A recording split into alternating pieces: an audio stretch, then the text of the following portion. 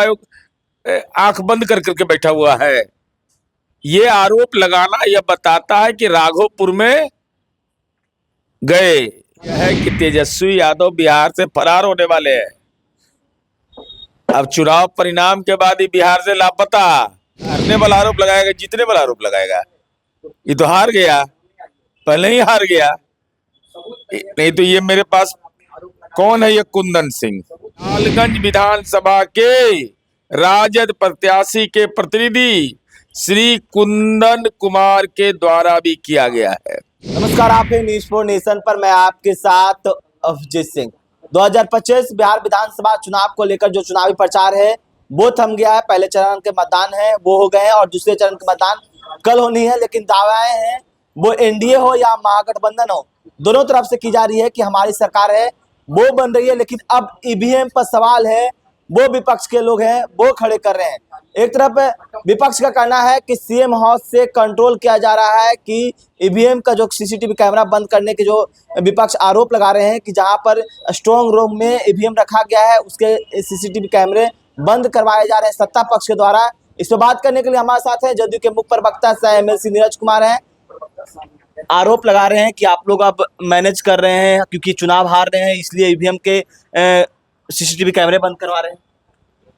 ये हारने वाला आरोप लगाएगा, जीतने वाला आरोप लगाएगा। ये तो हार गया, पहले ही हार गया। नहीं तो ये मेरे पास कौन है, ये कुंदन सिंह, लालगंज विधानसभा का राजद प्रत्याशी का प्रतिनिधि कुंदन सिंह वहां पर थे, ये पुष्टि है। और साथ ही साथ अपने आरोप कैसे लगा दिया, दो जगह पर वो सीसीटीवी फुटेज का डिस्प्ले है, लगातार वह चलता रहा है।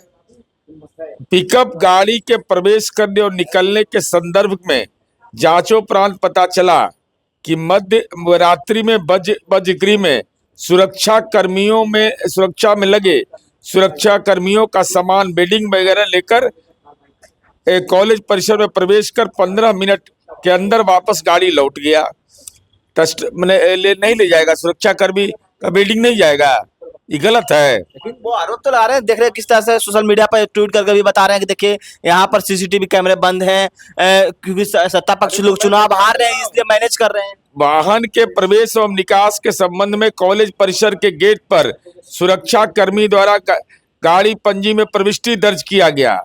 साथ ही उपरोक्त तथ्यों की पुष्टि वीडियो बाहर भेजने वाले लालगंज विधानसभा के राजद प्रत्याशी के प्रतिनिधि श्री कुंदन कुमार के द्वारा भी किया गया है। तो जो आपको वीडियो भेज रहा है वही कह रहा है कि ये सही खबर यह है कि बिल्डिंग ले जाया गया था। आप कैसे आरोप लगा दिए तेजस्वी यादव? आप 420 के आरोपी हो सकते हैं, राजनीति 420 हो गए। और ये चुनाव आयोग पूरे मामले को देखता है। ऐसा थोड़ी है कि चुनाव आयोग आंख बंद कर करके बैठा हुआ है। ये आरोप लगाना यह बताता है कि राघोपुर में गए तो नहीं हारेंगे तो विकासे पर जुर्म हो जाएगा। बताइए तो, नाव से चढ़ के लोग आता था राघोपुर से। कलम की सरकार आने की बात कर रहे हैं, दावे कर रहे हैं। अभी तक दूसरे चरण की वोटिंग बाकी है लेकिन वो कह रहे हैं कि अब कलम की सरकार आने वाली है, महागठबंधन की सरकार आ रही है। भगवान नहीं करे कि 8वां 9वां वाला कलम रहे, वो कलमो रहे तो इंजीनियर का रहे, डॉक्टर का रहे, तो बिहार की जनता को का भला होगा। और तेजस्वी जी, कन्यादान हो रहा है। नीतीश कुमार जी को पूरे बिहार में मुख्यमंत्री कन्या विवाह मंडप योजना जो उन्होंने बनाया है, बेटियों को जो ताकत दी है, महिलाओं को जो ताकत दिया है, कन्यादान के लिए लोग वोट करने जा रहे हैं। प्रथम चरण भी वोट किया, द्वितीय चरण भी वोट किया। अब कोई गरीब आदमी के मन में यह पीड़ा नहीं रहेगी कि हमारे पास आर्थिक साधन नहीं है तो हम अपनी बेटी की शादी के साजो सामान कैसे करेंगे। वो सारी व्यवस्था सरकार कर रही है। तो नीतीश कुमार जी के निश्चय पर भरोसा होता है। कन्यादान महादान है। वो तो ये भी आरोप लगा रहे हैं कि अब सीएम हाउस से कंट्रोल होगा, अधिकारियों को धमकाया जाएगा क्योंकि इन लोगों के एनडीए के चाहे नीतीश कुमार की रही है कि धमका कर सरकार। सच यह है कि तेजस्वी यादव बिहार से फरार होने वाले हैं।